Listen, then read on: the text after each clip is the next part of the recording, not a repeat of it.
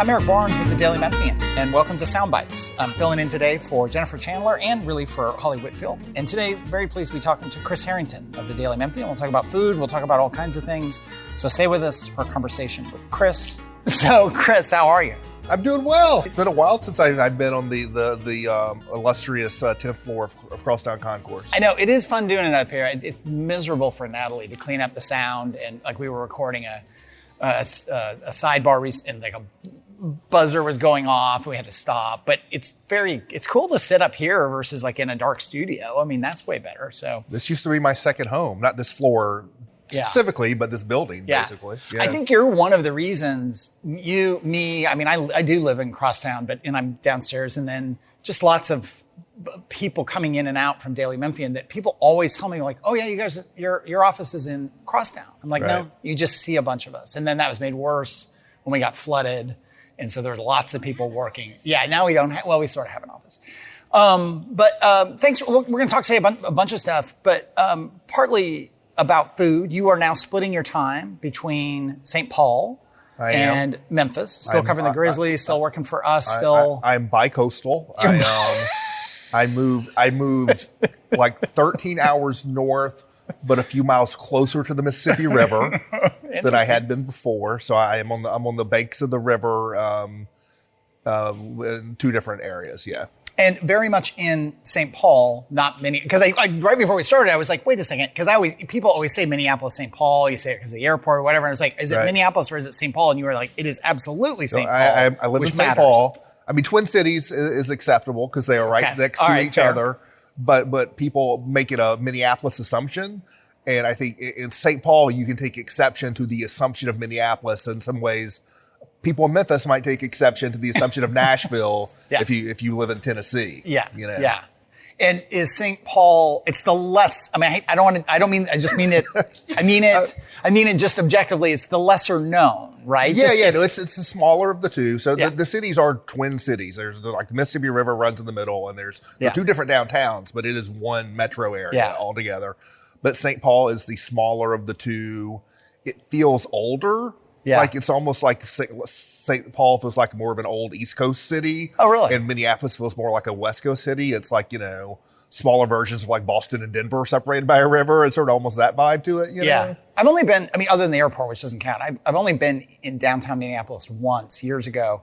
And I was struck by, that is a good description of it. Yeah. It's a little newer than I thought it would be. It also has, it is kind of like Denver. St. Paul is sleepier. People in Minneapolis sometimes deride St. Paul as that suburb to the north, that kind of thing. That's not nice. A little quieter, a little more residential. Yeah. It's a little more, I think, in roots, a little more sort of like Catholic, Polish kind of vibe, whereas Minneapolis is a little bit more Swedish. And so, different vibes.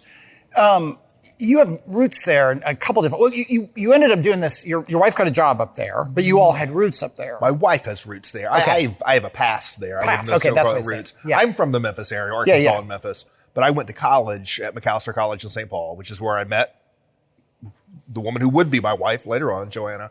She's from. Where you were going with that? I thought it was really funny. I walked into something. No, I met my wife, but she wasn't my wife yet. She became my wife later. Anyway.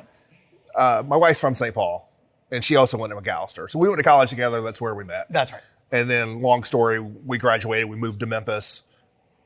Planning to be here a couple years. You look up, it's 25 years later. Yeah. You're sort of settled, not expecting necessarily to go anywhere. Yeah. And then life throws stuff at you, and she ends up getting a great job offer back, not only our alma mater, but her hometown where her family is. And so here we are. Yeah. Okay. We're going to talk about food. I mean, it's soundbites, so we should be talking about food. You want to talk about food up there, or the two questions are kind of what are you eating up there that you're enjoying? The other question is, what are you missing most, even though you're here quite a bit? Yeah, I've been here quite a bit. The back and forth will slow down a little bit. I had hoped to do like winters in Memphis and summers in Minneapolis, or I just did it myself. Summers in the Twin Cities. The Grizzlies schedule, I'm sort of working around that, and they're very road heavy in December, January, so I won't be here as much probably then.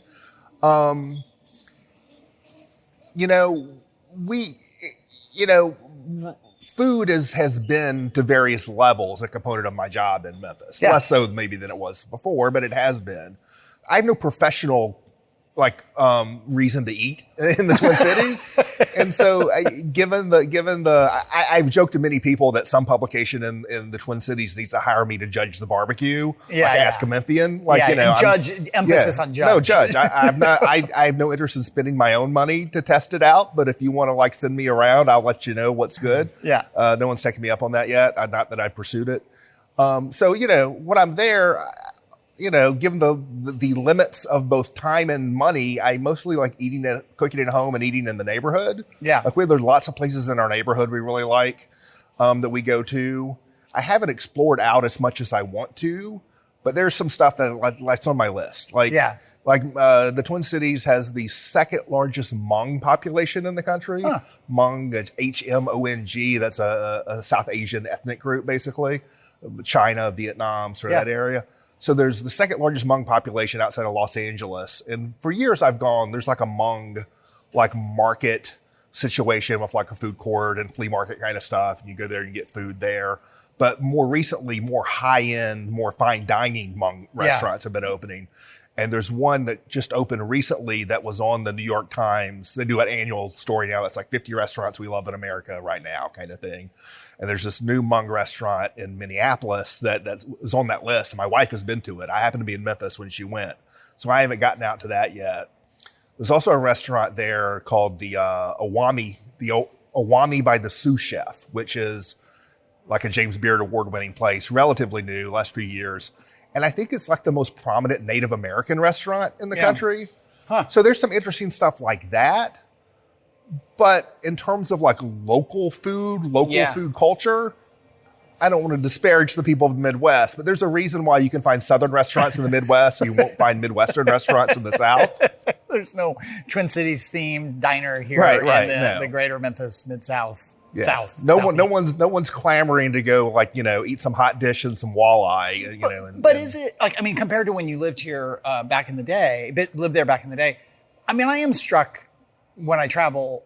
There's good food everywhere now. Yeah. There used to not be good food. Food culture changed all over the country. There's just some various things have happened, and so you can just get good food anywhere. Yeah, it's a larger, more cosmopolitan city, and so what's interesting about it food-wise is more a byproduct of being a big city. Yeah. Bigger city. Yeah. Now, like I said, I mentioned the Hmong population, the Native American aspect. There's a large Ethiopian and Somali population. Yeah. So there's a lot of East African places.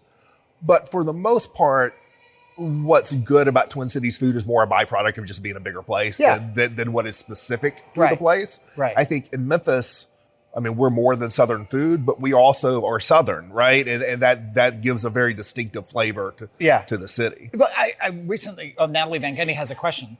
So we did, the fair is a big deal. The state fair, the Minnesota State Fair is the second biggest state fair in the country after Texas. It is a very serious thing that they're really into the state fair. Yeah. That is, I get asked by Jeff Calkins sometimes about sports stuff, and he'll be like, so what do the people there think about the Vikings? I'm like, Vikings fans care and no one else does. It's a big city. The idea that where we all come together around the sports is not as true. They all come together around the state fair. Yeah. That is very serious. Yeah. So we did go to the state fair and ate you can get anything on a stick, hot dish on a stick, whatever on a stick. We ate a Twinkie on a stick. Yeah. Deep fried Twinkie was not us into that. But one of the great things that they eat in America, I think, is a vanilla ice cream cone from the dairy building at the Minnesota State Fair. Wow. Which you get fresh from the dairy producers, and you eat it while watching the Butter Queen get her sculpture made in butter there on site. There's really nothing more wholesome than this you can do. There should be and if you want to, you can walk out of the building directly across and go to the all-you-can-drink milk bar, which I did not do. That'll ruin your day. Right. There's just a point. When I was a kid, I could do that, but that's not happening anymore. Do you do that before or after the ice cream? Yeah, I know. I didn't do that's a real thing. I took a picture. I think I tweeted it out. There's all-you-can-drink milk stand. Yeah. That's almost like a punishment. At this point. Yeah, Again, when I was a kid, I could drink. I think more of a joke than an actual functional thing. I would. I can think about how much milk I drank when I was a kid. It's kind of shocking. The food thing, though, is interesting. I was in Birmingham. I've been to Birmingham a few times lately. And I've decided that there is one of my favorite French restaurants in the United States is in Birmingham, Chez Fonfon. It's freaking amazing. I've not eaten there, but have you eaten at Highlands Grill in Birmingham? I have not. One of my favorite meals I've had was at Highlands, and Highlands is one like James Beard restaurant, not just in the Southeast, but the country. It's one restaurant of the year, I think a couple times. There's a couple good. Yeah. There's another really good French restaurant whose name I can't remember. It's downtown. It's just an interesting place. I mean, it's kind of a mini Memphis in lots of ways, in Birmingham. And but I was saying to somebody else, about this Chez Fonfon. It's like, it's just, now somebody will go there and go, well, yeah, it was really good. That's all I mean. It's just a French bistro that does it perfectly. Yeah. The wine is perfect. The food is perfect. The service is perfect. And it's also really odd that you're in downtown. It's 5 Points, Birmingham. Let me do housekeeping real quick. Remind everybody we're here with Chris Herrington, talking about food. We'll talk about some other things here. And I am hosting Soundbites this week. Last week, Holly Whitfield had, was it Andrea's Cooktails, right? She runs an Airbnb. She has a cookbook. She does catering. That was Holly Whitfield, who's been filling in. We did some staff interviews that are always great that Holly did. And then next week, Jennifer Chandler is back. I'm not sure that we know yet who she'll be talking to. Yeah, looking at Natalie. Expo. The Coffee Expo. Oh, about the Coffee Expo. Why? That's the one not that I don't want to talk to Chris. Coffee Expo. That's me. That's my whole life. My life is a Coffee Expo. I'm sure you've already done that. Okay, fine. Whatever. The Soundbites airs on WYXR 91.7 every Thursday at 11. It's followed by The Sidebar, which I host also. What I was going to say, the Soundbites is not just a radio. It's also one of many weekly podcasts we do at the Daily Memphian. We've got our Memphis Grizzlies podcast featuring Chris and Drew Hill, and that's fired back up with the season starting. We brought back our Tigers podcast with John Martin, Parth, and Frank. They're talking about Tigers football, more and more about Tigers basketball. And again, obviously, we've got Soundbites hosted by Jennifer Chandler. All those are available as podcasts on the Daily Memphian site, iTunes, Spotify, YouTube, wherever you get your podcasts. And you can get Sidebar and Soundbites at wyxr.org, or you can download the WYXR app. You can get all the shows, talk and music, archives of those on the WYXR site and app. If you're not a supporter of WYXR, it's nonprofit, listener-supported radio. So you can become a member and get a bunch of benefits. You can do a one-off donation. Please consider doing that. Also, become a paid subscriber of the Daily Memphian. We are the largest newsroom in the region. We are also a nonprofit, and we have a fundraising campaign going on through year end. We just celebrated our 6th anniversary, so do support us. Coming soon on the Sidebar is David Yancey, an artist. He's a tattoo artist. He's got opening a lounge up on Broad. Super fascinating guy. We actually pre-recorded the interview just an hour ago. We talked about all kinds of things. We also talked about my tattoo, and he offered to cover it up, which I thought was really nice of him, but I don't want him to do that. But it's bad. It's a bad tattoo, so he probably should. I should also mention Behind the Headlines, which we do every week with WKNO. You can get that either the video online at YouTube or at WKNO or Daily Memphian. You can get the podcast version of it. We recently had Doug McGowan on, Paul Young, Marie Fagans, and we'll have, I think this week will be an election recap focused on the local election, really, not so much on the national, because that's not really what we do. More bits of housekeeping. We have our commercial real estate event coming up December 5th at 3 p.m. at Memphis Botanic Garden. That'll be an overview of the industry of commercial real estate, all types, but also Rick Shadyac of ALSAC will be there talking about all the investment in downtown that they are making. Again, that's the commercial real estate seminar, December 5th at 3 p.m. Go to the Daily Memphian site and click on seminars, or you can just go right to Eventbrite, search for Daily Memphian, and you can buy those tickets. We recently had our Developing Memphis seminar. That was with Chance Carlisle, Ernest Strickland, Stephen Townsend. Stephen was talking about the next phase of expansion and renovation at the airport. If you missed that, you can get the YouTube, the full video of those presentations. It was a really great conversation. All the complications of development and incentives and all that sort of stuff. You go to YouTube, search for Daily Memphian, you'll find that video, or you can search for Developing Memphis on the Daily Memphian site. We are here still with Chris Herrington. When you come back, what do you eat here in Memphis? This trip has been a short trip with lots of basketball, so I've mostly been subsistence eating. I guess. What is subsistence eating for you? Just enough Herrington? nourishment to get through the next day, like basically. Cheese sticks and an apple? Or something? It's been a lot of FedEx Forum food. I'm eating concessions this week. A lot of chicken tenders. They got Chick-fil-A this year. They got Rock and Dough. Yeah. I've not done the taco and garnish yet, but So they swapped Rock and Dough is Slim and Husky's not in there Slim anymore? Husky's is out. Rock and Dough is in. Rock and Dough's in. And okay. they're cooking pizzas on site at FedEx Forum. They're not cooking them off site and bringing them in. They're actually cooking the pizzas in the building. They did look good. We're pre-recording this, so I went to the Monday game. I guess it was last week, and people were walking around with pizza, and it was definitely different pizza, and it looked like it was like fresh pizza. Yeah, it is. It looked pretty good, and everybody had Chick-fil-A. It was yes, Chick-fil-A. So this week, nothing notable. When I was here the last trip, I really indulged I think moving away from the South for the first time in 25 years. Reinforced that I am a Southerner. I think more than a Memphian, I'm a Southerner culturally. And so I really coming back home, I indulged in the Southern side of me. So I hit Catfish, I hit Gus's, I hit barbecue, I hit Miss Gurley's soul food, a lot of that kind of stuff, Kinfolk. Even to me, the Lobbyist, was sort of, it's different kind of Southern, but something I really appreciate in terms of the way that they use vegetables and incorporate produce, which to me is essentially a very Southern kind of thing. Like there's sort of a fancy pants version of the vegetable plate, or you can do that, if you order the right way. Yeah, they are really good.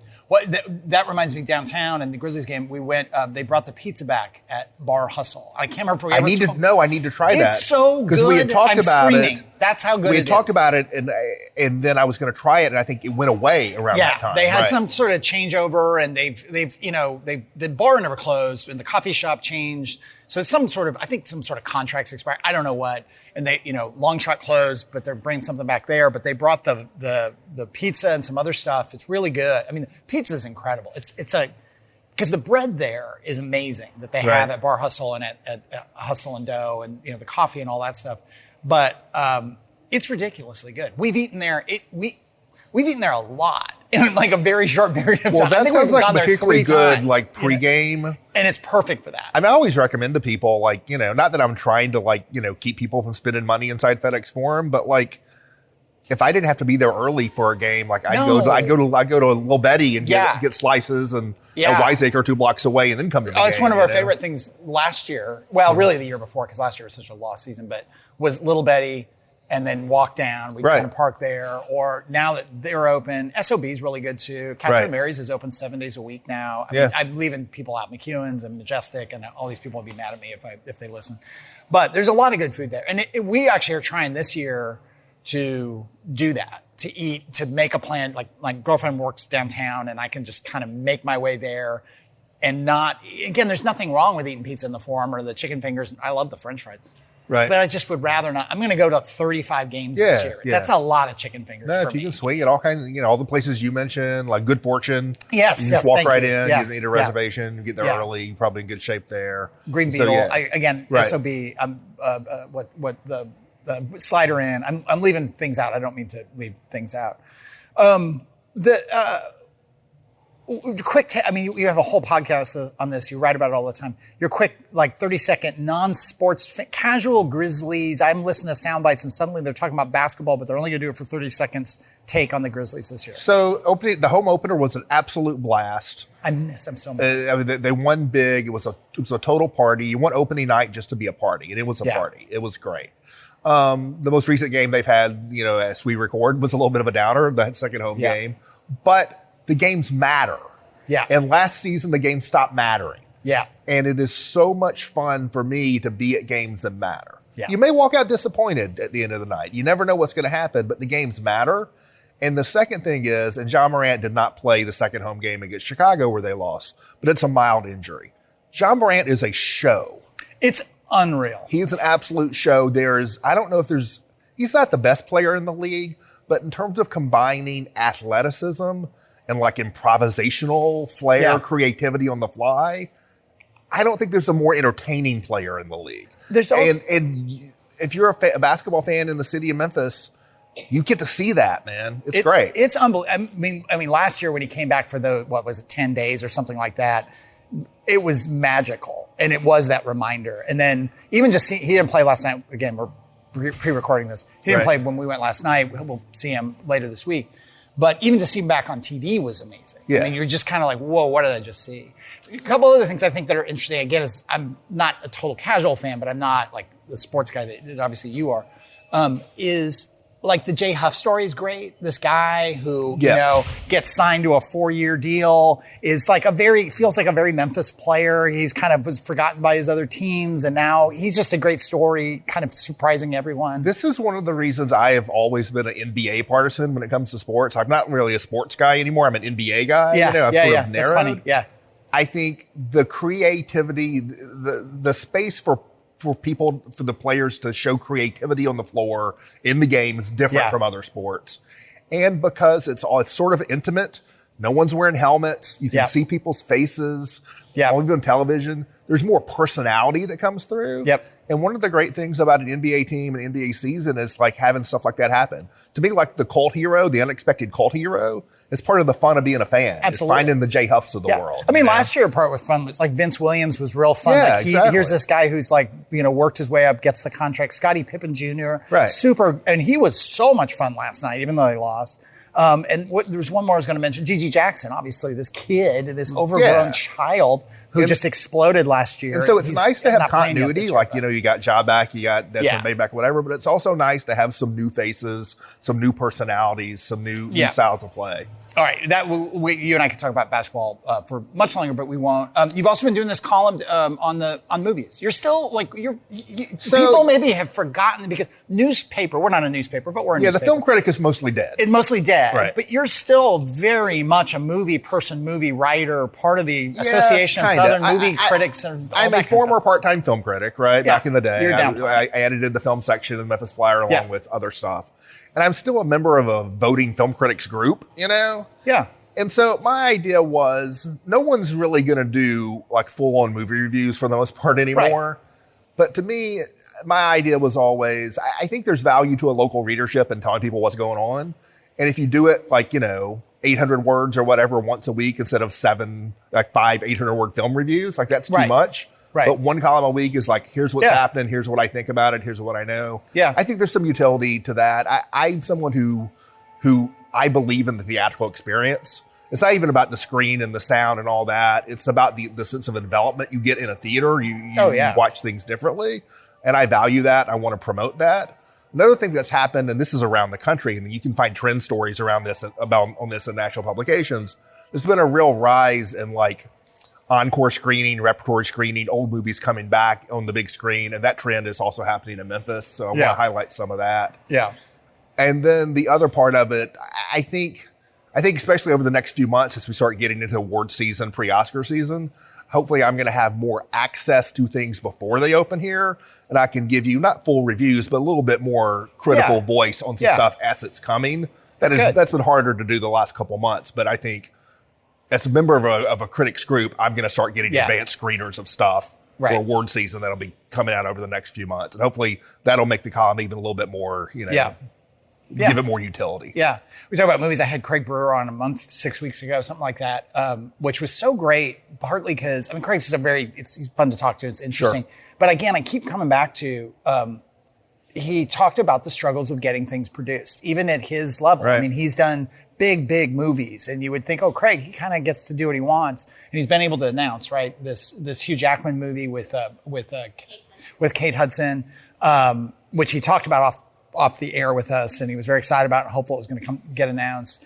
But again, if you're into movies, I think, not for anything I did, it was just a great interview to hear him talk about it's not how hard it still is to get things produced. Harder all the time. Yeah, and arguably harder. It's always been hard. Yeah. He talks about 1 in 15 he said, look, at this point in my career, I might get 1 in 15 projects produced, which is remarkable. Yep. You would think, again, that he, not necessarily writing his own ticket, but not 1 in 15. So shout out to, that was on the sidebar. You can get that Daily Memphian, WXR, wherever you get your podcasts. With a couple of minutes left, I can't help, without us making us sad, it does remind me of the really fun shows that we used to do with Jennifer Biggs. Yep. The Kit Kats. what else did we do? The chips, the Asian chips that were really, really gross. Some were really good. Candy in general. Halloween candy. We did Halloween candy. Oh yeah, that would be like a year or 2 years ago, 3 years ago that we did Halloween candy with Jennifer. I don't know. I don't have anything to say. I wanted to mark it because it was a lot of fun. I miss Jennifer all the time. Yeah. And I know Jeff, Jeff has talked before about, especially right after she died, that he went back and listened. I've never gone back and listened. At some point I will. I thought about it today even. I was like, well, I'm not ready to go back. And I was not near as close to her as you were and as Natalie and Jeff and others. But I mean, we had a lot of fun doing things like that, So anyway, shout out Jennifer. What do we got?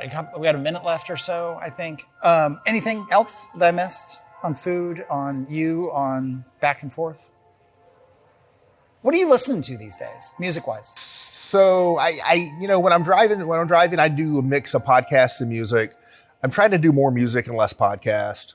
I'm trying to do more like current stuff. And so like some records I like this year is a band called Rosalie that played at Goner Fest I really like.